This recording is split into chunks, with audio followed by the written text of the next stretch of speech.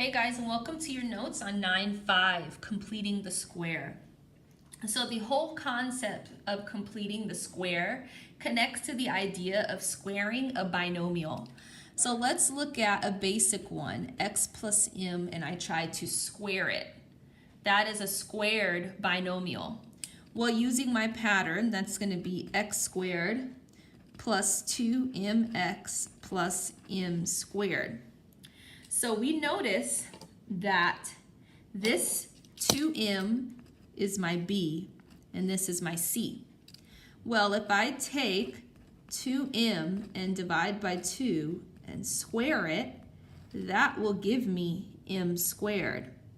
So the case is always true that c equals b over 2 squared if you have the square of a binomial. This is always true.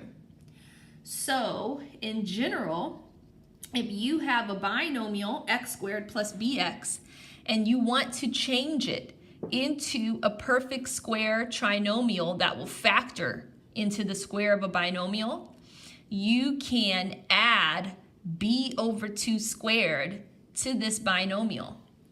So, for example, down here, we want to determine what does c have to be in order for this to be a perfect square trinomial. That means it'll factor into the square of a binomial. So c in this case needs to be 18 over 2 squared, which is 81. And if that's the case, we have x squared plus 18x plus 81, which factors to be x plus 9 squared. So we see it does create a square binomial. So here, c must equal negative 5 over 2 squared, which is 25 over 4.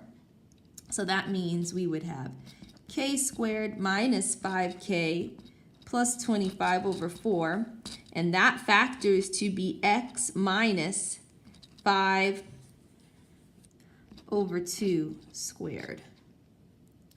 So notice that this factor is always b over 2.